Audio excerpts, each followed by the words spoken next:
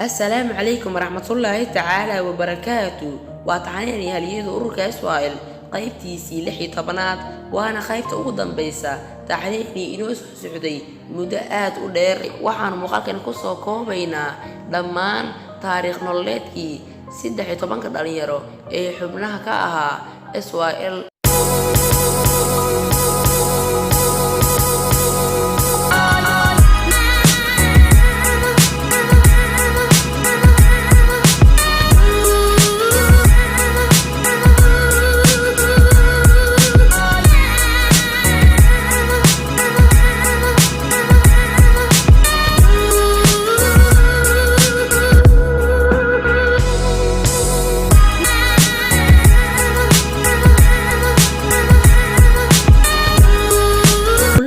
waxa uu ahaa galab ay bisha ahayd 15 May 1943. Cabduqaadir Sheekh Saqaawadiin wuxuu ku dhashay degmada Tayaglo ee gobolka Bakool sanad markuu ahaa 1919 wuxuuna xilligaasi jiray 24 sano.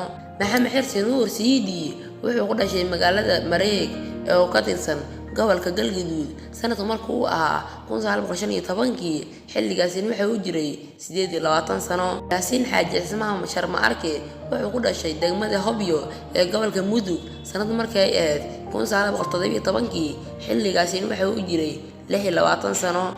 Xaaji Maxamed Xuseen Maxamed waxa uu ku dhashay magaalada Muqdisho ee gobolka Banaadir sanadkii 1917 xilligaasi wuxuu jiray 26 sano.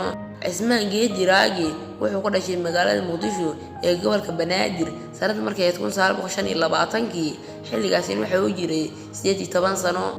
Dheere Xaaji Dheere wuxuu ku dhashay magaalada Muqdisho ee gobolka Banaadir sanadkii 1920 xilligaasi wuxuu jiray 17 sano. Daahir Xaaji Cismaan wuxuu ku dhashay degmada Hobyo ee gobolka Mudug sanadkii 1925 xilligaasi wuxuu jiray 18 sano.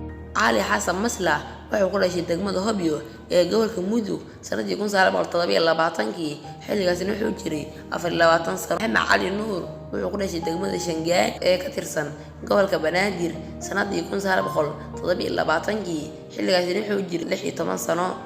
Maxamed Faarax Lawle wuxuu ku dhashay Mareeg oo ka tirsan gobolka Galgaduud sanadkii 1920 xilligaasi wuxuu jiray 18 sano.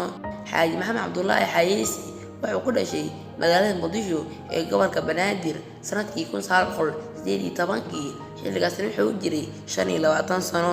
Huudu Macalin Cabdullaahi wuxuu ku dhashay degmada Mareerey ee gobolka Shabeellada Hoose sanadkii 1920 xilligaasi wuxuu jiray 17 sano. Maxamed Cusmaan Baarbe wuxuu ku dhashay degmada Baardheere ee gobolka Gedo sanadkii 1910 xilligaasi wuxuu jiray 3 sano. waata arinta loo yiraahdo waxay ahaayeen dhalinyaro. sababta kaliftay in dhalinyaro loo yiraahdana waa dad ay sanadoodu u dhaxayso 16 ilaa 30. muhiimada taariikhda waa tagta looga faa'iideystay maadada taariikhda. laba qaybood baa looga faa'iideystaa, dhan waa ku dayasho, dhanna waa ka digtoonaan.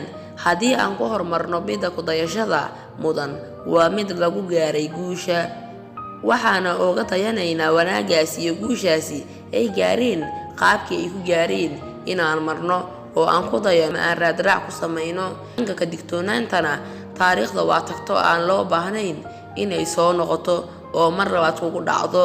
waa taariikh xanuun badan oo u baahan inaad ka digtoonaatid. wax tusaale laga qaato waxa uu qaalisan waa Qur'aanka Kariimka ah.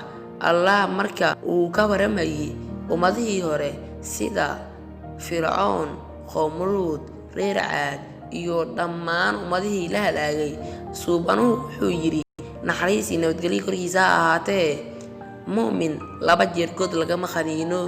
taasi oo macnaheedu tahay in aadan ku laaban wadadii aad ku khasaartay. wassalaamu calaykum.